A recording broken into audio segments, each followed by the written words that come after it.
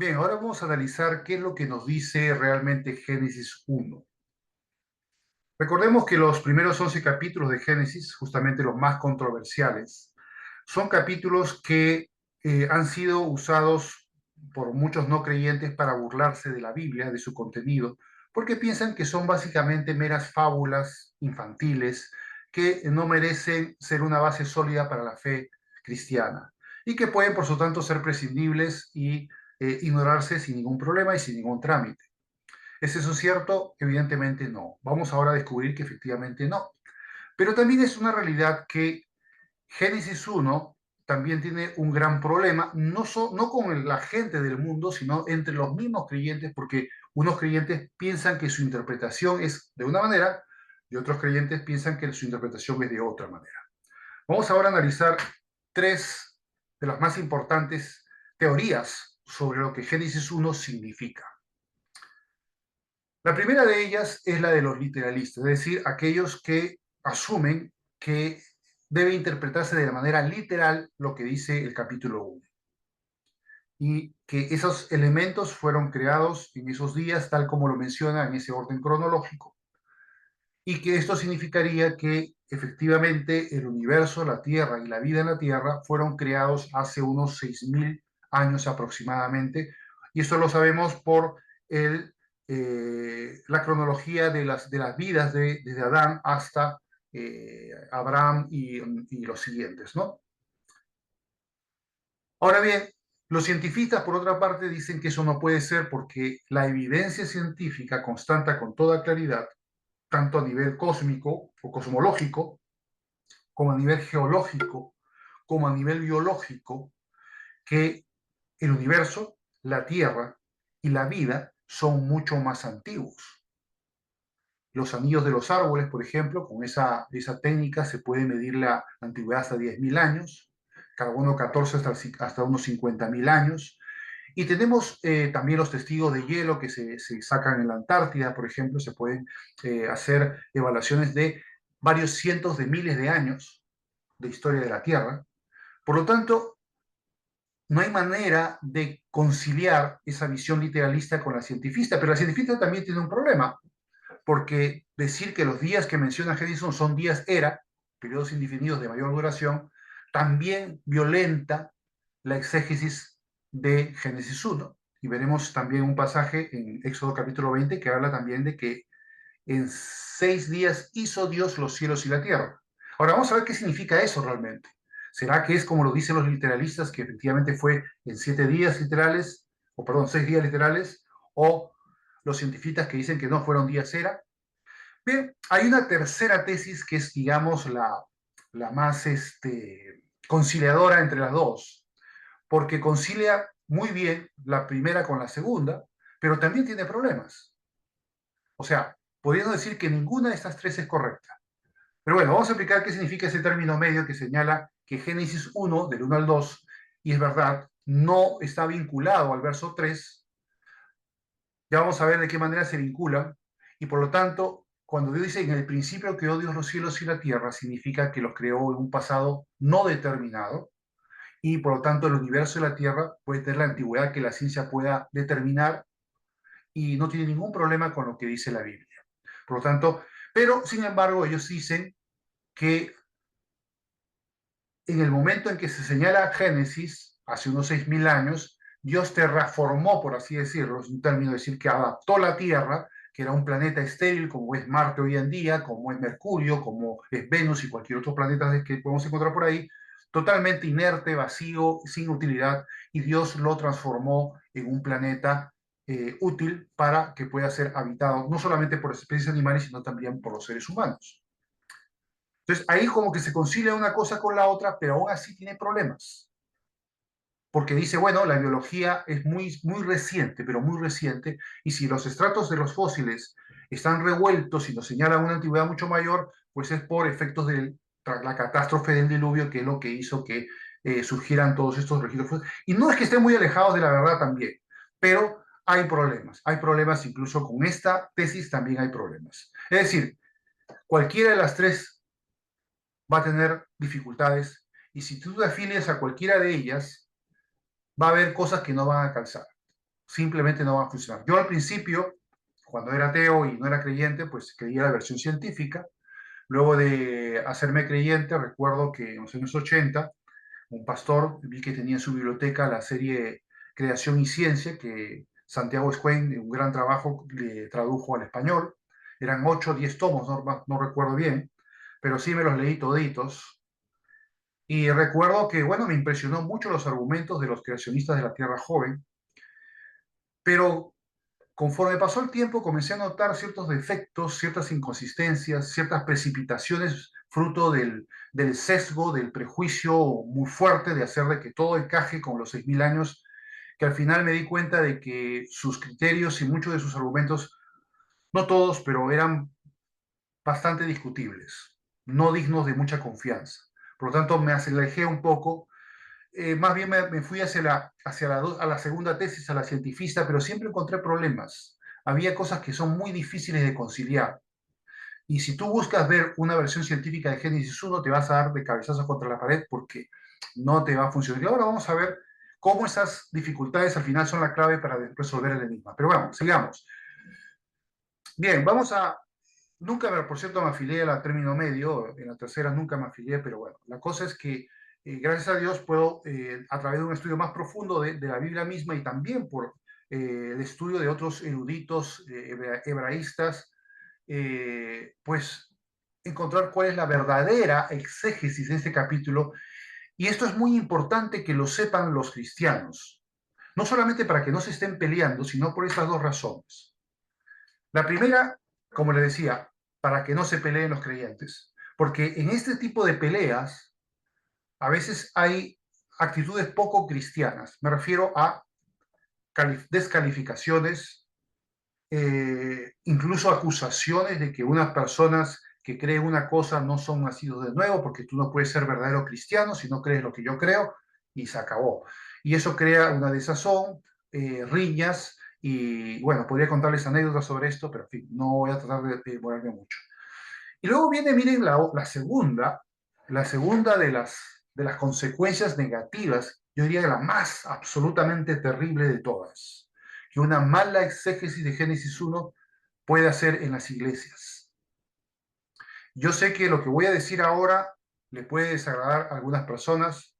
En la anterior prédica o estudio que hicimos, yo hablé algo sobre, en contra, obviamente, del capítulo 54 de Isaías, en contra de la idolatría religiosa que hoy en día se practica, y sé que algunos, posiblemente algunos, no todos, pero algunos católicos habrán sentido mal y habrán puesto dislikes o se habrán abandonado el visionado de este estudio.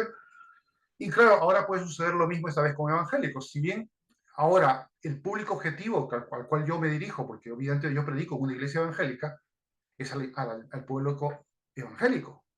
Pero sin embargo, yo sé que hay evangélicos que esto es lo que voy a decir les puede encajar mal.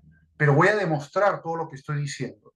Hay que tener un poquito de paciencia intelectual y poder saber escuchar qué argumentos puedo proponer para demostrar lo que estoy diciendo. Y esto lamentablemente es terrible. Cuando digo que gente que pierde la fe, ¿a qué me estoy refiriendo? Y me voy a referir al creacionismo de la Tierra joven, con el perdón de muchos que posiblemente son muy adscritos a esa teoría sobre los orígenes y sobre la interpretación de Génesis 1, que efectivamente todo encajó y todo se hizo hace 6.000 años.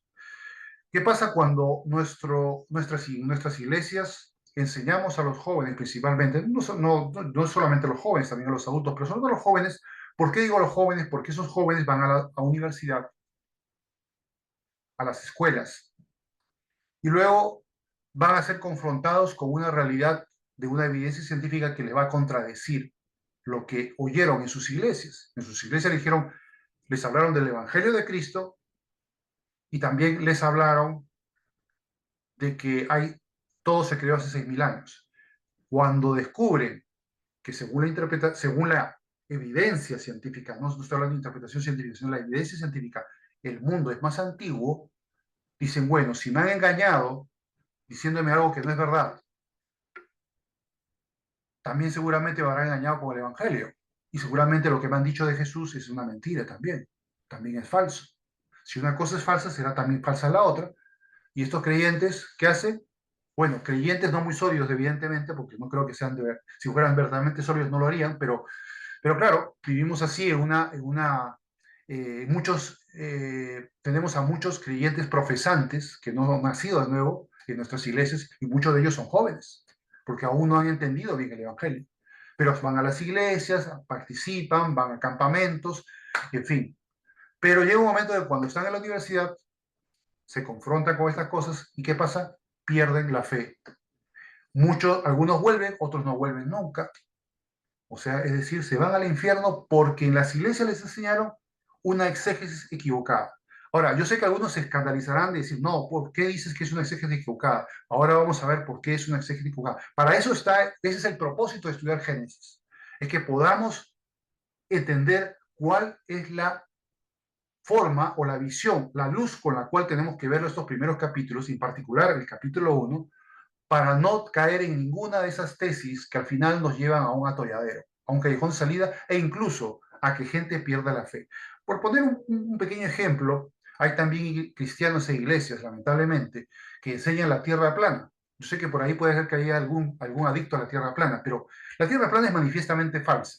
Y claro, dicen, cree en Jesucristo y cree en la tierra plana. Y claro, algunos se lo creerán, pero obviamente cuando ven que la tierra no es plana, dicen, ah, bueno, si la tierra no es plana y esto me han enseñado de Jesús, evidentemente Jesús también es falso.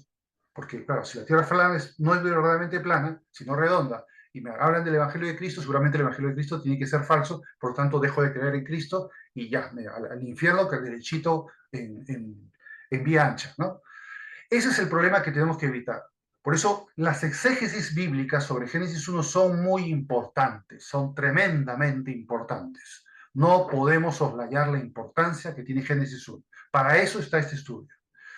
Bien, vamos ahora a continuar con las luces equivocadas con las cuales se lee Génesis 1. He puesto aquí tres principales, los tres grandes problemas por las cuales esas tres tesis que mencioné antes son falsas. Las tres, no es que haya una sea verdad, las tres son falsas. Bien, vamos a ver por qué. Vamos a empezar por la primera, y es la que usan por lo general los literalistas, ¿no? Dicen, bueno, la interpretación más sencilla de la escritura por lo general es la verdadera. ¿Es eso cierto en la Biblia? Es una especie de navaja de Occam que es usada para aplicarse a criterios científicos. Dice, la explicación más sencilla suele ser la verdadera. ¿Se puede aplicar una navaja de Occam en la Biblia? Absolutamente la respuesta es no, no.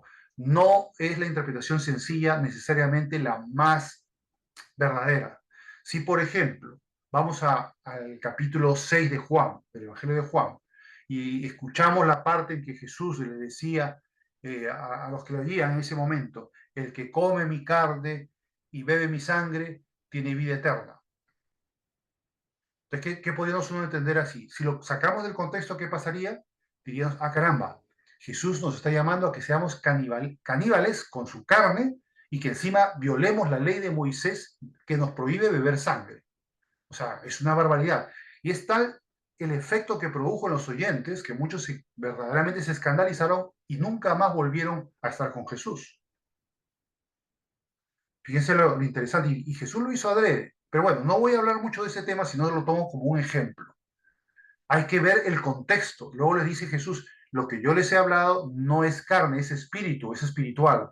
Está hablando metafóricamente. No les he dicho que vayan a comer mi carne ni van a beber mi sangre físicas, sino estoy hablando que crean en mí y confían y sean redimidos por mí. Eso es lo que estoy diciendo. Pero bueno, para poder entenderlo había que leer todo el capítulo 6, el contexto incluso de lo que pasa en el capítulo 5, para poder entender exactamente qué quiere decir ese pasaje. Lo mismo pasa con Génesis 1. Necesitamos ver otros pasajes de la Biblia, y el capítulo 2 inclusive, que vamos a ver por qué, para poder entender qué nos quiere decir Dios en esos capítulos, y cuál es el enfoque y la luz correcta con la cual se escribió, no con la cual la estamos leyendo ahora. Y ese es el gran problema. Vamos a ver el caso 1, pues. El caso 1, como les decía, la interpretación sencilla del pasaje no es necesariamente la más correcta. Hay que a investigar más, a investigar el contexto histórico en el cual se crea ese pasaje para poder entenderlo bien. El segundo punto es que hay quienes quieren ver, y eso me pasó a mí también, lo reconozco, ver en Génesis una especie de descripción de la creación, ¿no? Primero hay que hacer la luz, bueno, ponen, por ejemplo, la teoría del Big Bang, una explosión, en fin, luego hablan del planeta Tierra, la tectónica de placas, que los continentes emergen de un planeta océano, que sí, efectivamente, la ciencia dice que en una época, muy probablemente el planeta Tierra fue un planeta océano, o sea que hasta ahí la Biblia está muy, muy acertada, por cierto.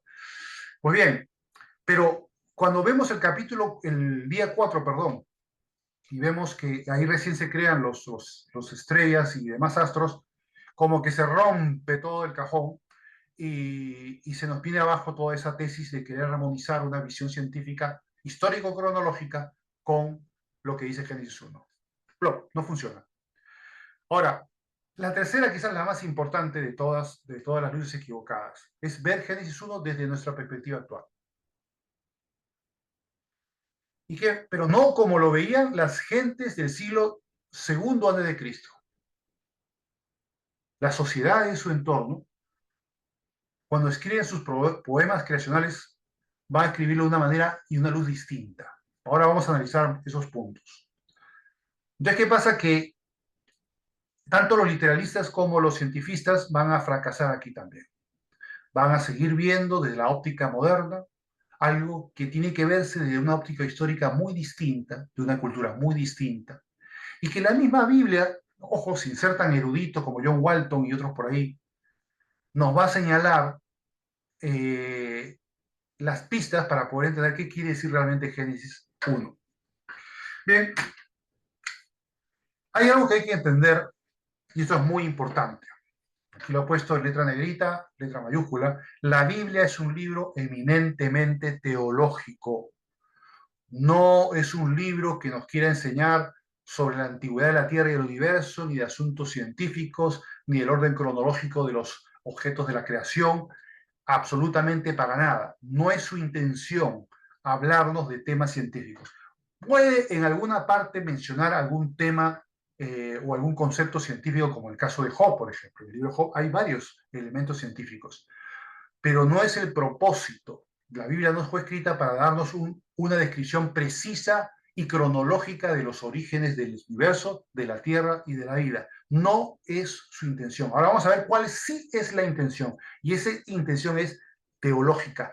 ¿Cómo se coordina la existencia de los objetos de la creación con los propósitos de Dios? Eso es lo que verdaderamente Dios quiso hacer.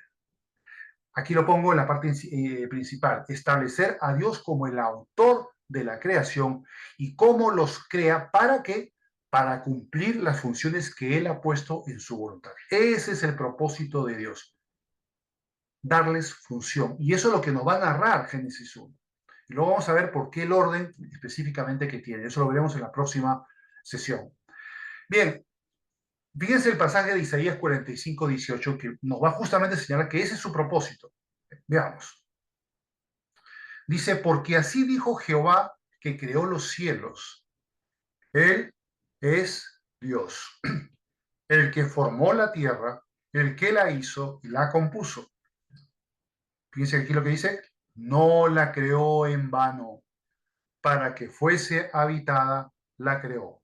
Yo soy Jehová y no hay otro. Ya nos está diciendo Isaías, hace 27 siglos, lo que los científicos del siglo XX y XXI han descubierto que tiene por característica el universo, lo que le llaman el principio antrópico. El principio antrópico es que han descubierto que alrededor de 30 constantes y leyes de la física están finamente calculadas para que, aunque subiesen un poquito para arriba o un poquito para abajo en sus términos, el universo simplemente no podría existir. O sea que todo el universo, lo que nos dice aquí Isaías, dicen, yo la creé no solamente la Tierra, ojo, el universo para que fuese habitado, porque que el planeta Tierra tuviera las condiciones que tiene actualmente, también dependen del resto del universo. Por lo tanto, tanto el universo, las leyes físicas, la constante cosmológica, la carga del electrón y muchas otras más, están finamente ajustadas para que la vida sea posible, y no solamente la vida de los seres animales, sino la vida de los seres humanos. Por lo tanto, es como si el universo, como dijo un cierto físico, supiese que van a aparecer los seres humanos. Y eso lo sabemos en Isaías 45:18, como está diciendo aquí, que es porque era el propósito de Dios crear que todas esas constantes de la física fueran finamente ajustadas para que pudiera el mundo tener un planeta habitable, con vida biológica y con una especie llamada humana. Ese era el propósito de Dios.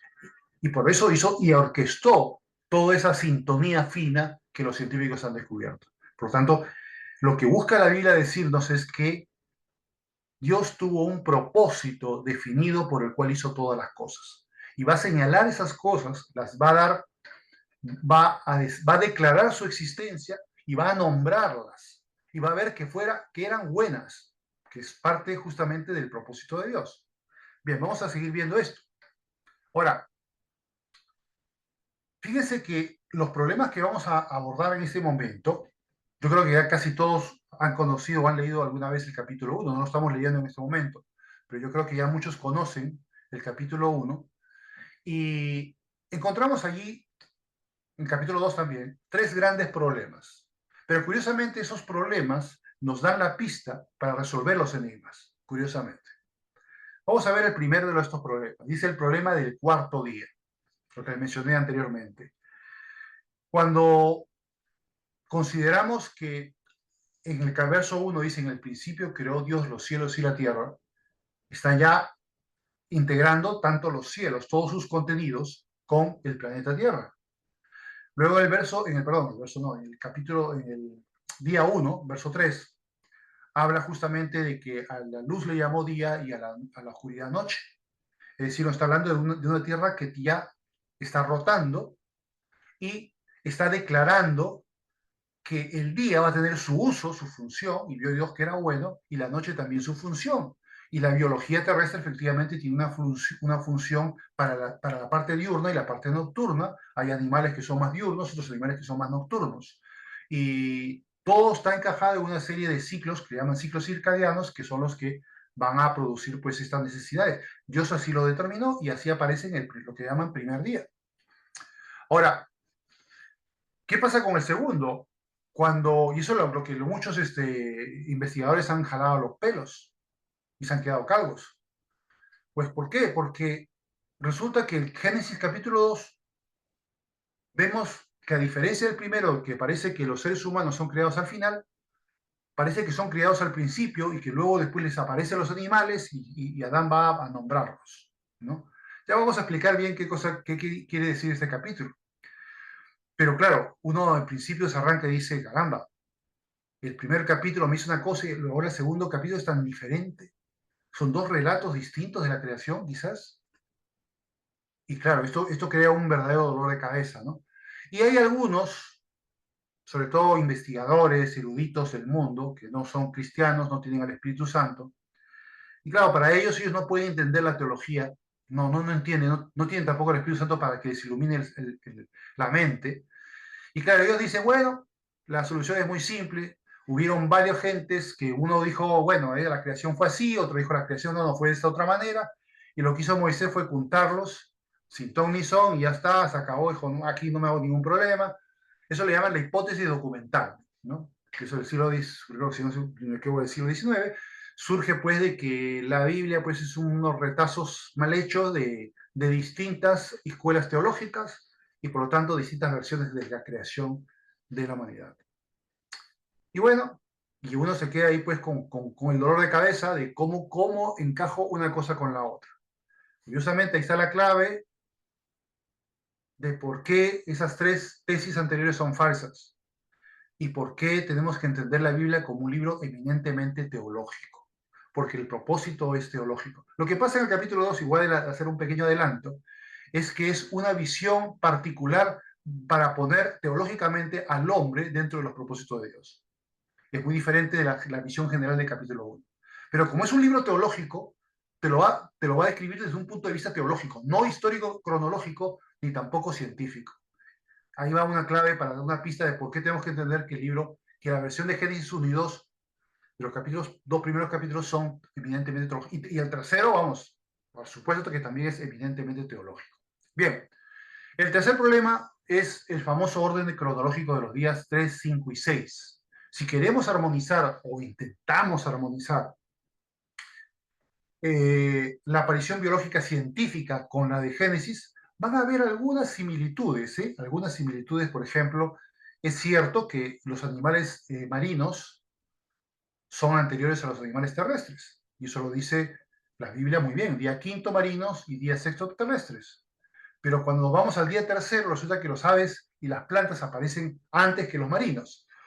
Ya ahí se nos vino abajo todo el edificio. No puede interpretarse Génesis 1 como un orden histórico cronológico. No, absolutamente no. Tiene otro propósito. No tiene ninguna relación con la evidencia científica. No tiene nada que ver. Jamás la Biblia quiso señalarnos un orden de los objetos creados, sino quiso declararnos el propósito con el cual fueron creados. Eso es lo que quiere decirnos la semana creacional. Bien, vamos a continuar entonces con esto. Esto que hemos visto, si queremos encajar la visión científica en Génesis 1, es lo mismo, aquí vemos una imagen de una especie de casilleros hexagonales. Imagínate que tengo unas fichas que son pentágonos. ¿Voy a poder usar los pentágonos ahí? Por supuesto que no. Si queremos hacer ese tipo de error, de ver la luz con una luz equivocada, Génesis 1, y queremos aplicar una visión científica, cientifista o histórico-cronológica en un capítulo que no tiene ese formato, vamos a estrellarnos y vamos a tratar de simplemente romper, tratando a martillazos de querer que encaje, pero no va a poder encajar. Nunca va a encajar sin que rompamos los casilleros hexagonales y al mismo tiempo el casillero pentagonal. Se van a romper porque a martillazos no podemos solucionar esto. Repito, tenemos que encontrar la respuesta a este misterio. Pero para eso tenemos que reconocer, como dice abajo, que el propósito de Dios en este contenido no es científico ni cronológico, sino funcional. Ahora, es algo que no nos encaja mucho en la cabeza de nuestra mente moderna, pero en la mente antigua esto sí tenía mucho sentido. Lo que llevaba a la existencia a los objetos era la declaración de su función. El objeto podía existir previamente, pero hasta que no sea declarada su función, no existía. Por lo tanto, lo que pretende hacer Génesis es decir que los objetos ya creados por Dios en el verso 1 van a ser declarados con su función por parte de Dios en 7 días, 6 días y un día de descanso, en el cual que por supuesto no significa que Dios no haya creado y haya trabajado y gastado, digamos, energía, evidentemente, en la creación de ese universo y luego descanse, pero también sabemos por Hebreos capítulo 4 que el periodo del día de reposo es un periodo mucho más grande. Lean el capítulo 4 de Hebreos y van a descubrir por qué. Ahí lo dice con toda claridad. Pero todo eso tiene que ser empaquetado en 7 días. Al final de este estudio vamos a ver por qué. Bien, ahora vamos a empezar a hacer la lectura propiamente de Génesis. Para entender estos misterios, en primer lugar tenemos que cambiar totalmente nuestra óptica. Nuestra forma de interpretar el pasaje tiene que ser diferente. Y si lo hacemos con la luz adecuada, vamos a resolver todos los misterios que tenemos actualmente. Y vamos a tener una visión de lo que dice Génesis realmente, y no vamos a estarnos peleando porque uno dice una cosa, otro dice otra, o le vamos a enseñar a los jóvenes o a la gente una versión equivocada que al final confronte que es falsa y que haga que se desprestigie el Evangelio y que dejen de creer. Eso se va a evitar. Por eso es importante este tipo de estudios, porque enseñan a los creyentes a entender correctamente Génesis y no de una manera falsa. Lamentablemente esto no se sabe mucho y es pero muy popular el problema cronológico en las iglesias cristianas. Bien, vamos a ver los primeros 5 versos del Génesis. Un poquito de palabras hebreas ahí para ir haciendo una exégesis mejor. Bien, dice el verso 1, en el principio creó. Aquí viene la palabra bara. Las palabras que se usan en el resto del capítulo 1 de Génesis, cuando Dios hizo, se refieren a asá. Es otra palabra. Bara es llevar a la existencia, pero también tiene la connotación de llevar a la existencia por declaración de función. Pero bueno, eso lo vamos a ver después. Dice, en el principio creó Dios los cielos y la tierra. Ya, ahí ya lo creó. No se sabe, no dijo cuándo, cómo, en qué orden, no menciona para nada. Luego dice, la tierra, y la tierra estaba desordenada, emplea la palabra hebrea tohu, que quiere decir estéril o sin utilidad. No tenía función aún. Era un desorden, no tenía utilidad. Y vacía, no había nada. Bohu, se usa la palabra bohu, vacío. Y dice, las tinieblas estaban sobre la faz del abismo y el Espíritu de Dios se movía sobre la faz de las aguas. Esta parte es quizás un poquito más complicada de entender, pero el hecho de el Espíritu se movía sobre la faz de las aguas, también hay otros poemas creacionales que lo mencionan y habla sobre ese mar acuoso, esa masa acuosa, que probablemente y científicamente sí podemos decir que efectivamente la Tierra en algún momento tuvo la característica de ser un planeta océano. Eso también se ha descubierto últimamente. Pero puede que no se refiera tampoco a eso, pero bien, no voy a indagar mucho en estos aspectos. Pero luego vamos a ver al 3, dice, y ahí empiezan eh, más aplicaciones de la funcionalidad de las cosas creadas. Dice, fíjense que en el verso 3, estamos en el día 1, dice, y dijo Dios. Dios declara, Él es el verbo. ¿Ven Juan capítulo 1? ¿Recuerdan? En el principio era el verbo y el verbo era Dios y el verbo era con Dios. Y el verbo, perdón, el verbo era con Dios y el verbo era Dios. Habla de Cristo, ¿no es verdad? Y Él es el verbo divino. Por lo tanto, la declaración de la creación, ahí estaba participando el Padre, el Hijo y el Espíritu Santo. Y vemos pues, dijo Dios, sea la luz. Ahí la declaración, lo que llaman creación por fiat. Hágase. Y la luz fue. Y vio Dios que la luz era buena. Esa es una parte, una cláusula muy importante de las Escrituras, porque nos señala de que todo lo que crea Dios es conforme a sus propósitos. Vio Dios que era bueno. Y vamos a ver que incluso la semana de 7 días, el número 7, tiene que ver con eso también, con lo perfecto y con lo que es declarado por Dios como bueno. Y vio Dios que la luz era buena, y separó Dios la luz de las tinieblas, y llamó Dios a la luz día, y a las tinieblas noche. Y fue la tarde y la mañana un día. Fíjense que aquí habla de un día, ¿no? No dice una larga era de millones de años, no. Ahora, no está diciendo tampoco, o hay que entenderlo, que todo lo creó en un día literal. Algunos dicen, sí, pero Dios podría haber creado un día literal, pero no es el caso, no es el caso, no es lo que pretende aquí decir. Está hablando de declaraciones relacionadas a días literales de 24 horas, y eso lo vamos a ver luego también. ¿Y por qué es así? Bien, tenemos que leer pues este pasaje desde la óptica teológica y no la histórico-cientifista, ¿no? Como lo estoy señalando aquí. Vamos a ahora poner un ejemplo. Hay varios poemas creacionales de la antigüedad. Solamente para tener una idea de cómo componían o la estructura de sus literalia, de sus textos, vamos a verla ahora. Vamos a comparar Génesis 1, del siglo XV, con el Enuma Elis, un poema babilónico del siglo XVII a.C. Recuerden que Babilonia tuvo un primer periodo antiguo, el primer imperio babilónico, y uno más reciente entre el siglo séptimo, octavo, perdón, séptimo, sexto antes de Cristo. Bueno, pues es de la Babilonia antigua, ¿no? Aquí está separada en tres partes, porque bueno, los historiadores, perdón, los hebraístas, los eruditos, pues hacen comparativas, ¿no? De cómo se correlaciona en la estructura literaria del poema o digamos de los poemas mesopotámicos y la Biblia, ¿no? Y en la primera parte vendría a ser la cláusula dependiente, la otra la cláusula circunstancial y la última la cláusula principal, ¿no? Y ahí se puede comparar con el Atrahasis y con otros más poemas del Oriente Medio, de lo que es la zona de Mesopotamia. Vamos a ver lo que dice Enuma Elish, ya hemos leído lo que dice la Biblia, solamente para comparar. Dice, cuando en lo alto el cielo aún no había sido nombrado.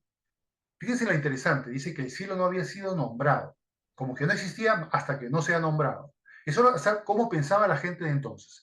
Y abajo dice, la tierra, y abajo la tierra firme no había sido mencionada con un nombre. El hecho de nombrar era algo muy importante, era como llevar a la existencia. Era algo muy importante. Y la Biblia nos señala también el nombramiento. Vemos en la parte de abajo cuando dice, y llamó Dios. Llamó Dios a la luz día y a las tinieblas llamó noche. Ven cómo el uso de llamar o de nombrar algo es llevar a la existencia. Luego en la cláusula circunstancial vemos, dice, solos Apsu, su progenitor, y la madre Tiamat, la generatriz de todos, mezclaban juntos sus aguas. Aún no se habían aglomerado los juncales, ni las cañas habían sido vistas. Cuando los dioses aún no habían aparecido, ni habían sido llamados con un nombre, ni fijado ningún destino. Fíjense que son una teogonía. Teogonía es un origen de Dios. La Biblia para nada hay teogonía. No existe ninguna teogonía, porque Dios es un Dios infinito, eterno, y no tiene creador alguno. Por lo tanto, no hay ninguna teogonía. Pero aquí en las leyendas babilónicas, pues sí aparecen como teogonías. Luego al final dice, los dioses, en la parte principal, fueron procreados dentro de ellos. Lagmu y Lag-Amu aparecieron y fueron llamados con un nombre. Es decir, aparecieron y fueron llamados con un nombre. ¿Ven la correlación, cómo se usaba en la antigüedad? El nombrar era el hacer aparecer. Antes de que se hicieran grandes y fuertes, fueron producidos a Anchar y Kizar superiores a aquellos. Bien, no vamos a entrar en detalles sobre este tema. Hay también otra poema creacional, el Atrahasis, que habla pues de que los dioses estaban muy atareados y fatigados porque estaban pues trabajando mucho y tenían que hacer las zanjas de las cavidades del Éufrates y el Tigris, y se quejaron ante el encargado, que era Enlil, ¿no? Luego se echaron a suertes a quien se dedicaba, uno al cielo, otro a la tierra, en fin, sus dominios, y luego al final se quejan tanto que Marduk tiene que hacer un amago, un apaño y decir, bueno chicos, voy a crear a los seres humanos para que se carguen el trabajo, ¿no?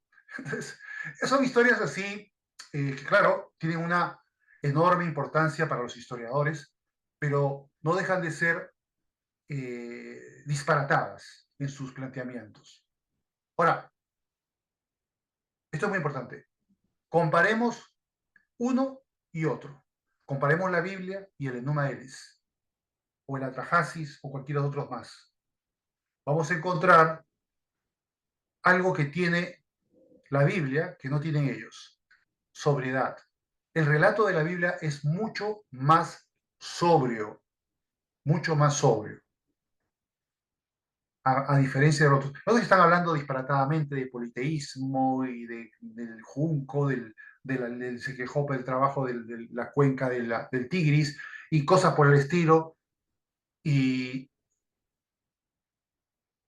se nota que son más bien deformaciones de un original. Ahora, ¿cuál podría ser ese original? Ese original, yo pienso, soy de la opinión, no lo puedo demostrar científicamente, pero soy de la opinión de que ese original era la misma versión original de Génesis. Cuando Dios usó a Moisés para hacer la compilación del Pentateuco, uno podría decir, bueno, Dios le dictó a Moisés el libro del Génesis. Yo personalmente pienso de que el libro de Génesis es una evolución, posiblemente en 2 o 3 etapas, de libros más antiguos, con contenido obviamente más antiguo, luego se añadió otro contenido y otro contenido, probablemente que ya venían del mundo antediluviano. Yo creo que un sospechoso del primer escritor de los primeros capítulos es el mismo Enoch. Podría haber sido Adán, pero yo creo que más probablemente fue Enoch. Y luego los siguientes capítulos, no podría decir quién pudo haber sido, posiblemente el mismo Noé podría haber escrito eso. No lo sabemos, eso es solamente una especulación. Pero luego cuando llega el tiempo de Moisés, ya se había escrito toda la historia, hasta la historia de José, probablemente por alguien del entorno de esa época, que no sabemos quién puede haber sido. Y eso lo compila Moisés y lo forma, y así le da forma al libro de Génesis bajo la dirección del Espíritu Santo. Pero tenemos un libro que ya existía, o por lo menos parte de ese libro ya existía en la antigüedad. ¿Y qué es lo que quiero decir con esto? Que a diferencia de la hipótesis documental que dice que, mira, estos retacitos vienen de una inspiración que nace en los poemas creacionales mesopotámicos. Y luego, en el siglo XV, Moisés compila todos esos disparates y se hace algo parecido, pero lo arregla, vamos a decirlo, ¿no? Le da un poquito una versión teológica muy diferente. Bueno, la verdad, la pregunta es, ¿cuál puede haber sido primero? ¿El sobrio o el disparatado? Cuando hacemos el famoso juego del telefonito roto, tú envías una historia bien coherente y uno se va contando al otro y cada vez se va deformando, se va deformando, se va deformando, que hasta el final el último no tiene nada que ver con el original, ¿no? Se parece quizás en alguna parte, en algún aspecto, quizás en algún aspecto estructural literario como el que vemos aquí en la pantalla, pero aparte de eso, más no. Hay una gran diferencia, se va deformando. Yo creo que había y se conocía la versión real de la que es fuente de la Biblia y que fue deformada más bien por las demás culturas, incorporándose ideas politeístas y distintas extravagancias de su entorno cultural. Por eso es que la pregunta es, ¿se puede creer de que esos poemas hayan sido la fuente de la Biblia? Yo creo que absolutamente no. Fue al revés, como le decía. Y el relato más sobrio es con toda probabilidad el más antiguo. Por lo tanto, el relato de la Biblia, compáralo. No tengo tiempo aquí para poner todos los poemas creacionales que existen, pero te vas a dar cuenta, si tienes acceso a literatura especializada, que sobriedad le falta totalmente. Y el relato de Génesis, incluso el relato del diluvio, que hay un paralelo en el poema Gilgamesh, también se parecen mucho, pero también hay unos disparates tremendos en la epopeya de Gilgamesh. O sea que yo creo que no proviene, como dicen estos señores que no son cristianos, de esas fuentes mesopotámicas, sino es al revés. Bien, vamos a continuar. Ahora, cuando decimos que Génesis 1 es un relato de 7 días, 6 de trabajo y 1 de descanso por parte de Dios, que no se refieren realmente a la propia creación, sino a la asignación de funciones, estamos diciendo que Dios no creó y que ya existía las galaxias y esas no las creó y ya existían los planetas y eso no lo creó, en absoluto. No, para nada queremos decir eso. Dios es el autor preciso de todo el universo, las galaxias, las constelaciones, los planetas y todo lo que hay. Aquí tenemos 3 pasajes que lo señalan con toda claridad. Juan 1:3, todas las cosas por él fueron hechas y sin él nada de lo que ha sido hecho fue hecho. Colosenses 1:16, porque en él fueron creadas todas las cosas, las que hay en los cielos y las que hay en la tierra, visibles e invisibles, sean tronos, sean dominios, sean principados, sean potestades. Todo fue creado por medio de él y para él. Y luego vemos la última en Hebreos 11:3, dice, por la fe entendemos haber sido constituido el universo por la palabra de Dios, de modo que lo que se ve fue hecho de lo que no se veía. Bien, ¿qué tenemos que concluir, por tanto? Que Génesis 1 no se debe interpretar de una visión científica ni histórico-cronológica o con un determinado orden de la creación, porque no van los tiros por ahí, no es así. Tiene que ser eminentemente teológica. Vamos a ver este pasaje que nos señala justamente el uso de los días literales para el término de la asignación de funciones del universo. Dice, Dios quiere decirnos que Él es el autor de todo lo creado y que dicha asignación de las funciones del cosmos las articula en 6 días literales de 24 horas, tal como lo señala este pasaje que es Éxodo 20:11, que dice, porque en 6 días hizo, ahí emplea la palabra hebrea asá, que no es lo mismo que bará, por cierto, que trae la existencia, sino que es que ya lo que existe lo prepara para cumplir una función. O sea que, ¿qué dice? Porque en 6 días Dios preparó lo que ya existía para definirle una función. Eso yo sé que a algunos les cuesta creer eso, pero eso es lo que quiere decir. Dice, Jehová los cielos y la tierra, el mar y todas las cosas que en ellos hay, y reposó en el día séptimo. Por tanto, Jehová bendijo el día séptimo de reposo y lo santificó. ¿Qué significa eso? Que ese día era apartado para la adoración a Dios, para que los seres humanos, que no iba a poderles a decir, bueno, yo tardé 7 millones de años o 700 millones de años en crear el universo y la tierra, y bueno, el séptimo centenar de millones de años lo voy a dedicar para día de descanso a los seres humanos. Obviamente eso es un disparate, es un absurdo, no puede hacer eso. No se está refiriendo a la cronología de la creación en sí, sino se está refiriendo a que Dios ha organizado su asignación funcional del universo y las cosas creadas, que él hizo y vio que era bueno, en 7 días literales de 24 horas para que los seres humanos tengamos también ese mismo periodo que Dios va a aplicar, ahora vamos a ver cómo, para que tengamos el trabajo en 6 días y el séptimo día sea de descanso, porque Dios descansó, y para dedicarlo a Él, porque Él tuvo en su amor y su misericordia el trabajo de crear el universo y la tierra como escenario para servirnos a nosotros, y por lo tanto le debemos toda la gratitud y la honra que su amor demanda, y descansar en Él como Él descansó de su trabajo creacional. De nuestro trabajo descansaremos el séptimo día. Ahora, ¿por qué 7? ¿Por qué no 7 años, 7 meses? Bueno, vamos a ver el uso del término 7 y de 7 días. El 7 días, la semana de 7 días es muy aplicada en la Biblia. Vamos a ver qué es lo que hizo. No solamente es que el tema de la asignación funcional del cosmos es 7 días, sino que también nos dice, aquí pongo que hace unos 6.000 años aproximadamente, él terminó el proceso y estableció su asignación. Ahora, ¿qué quiero decir esto, no?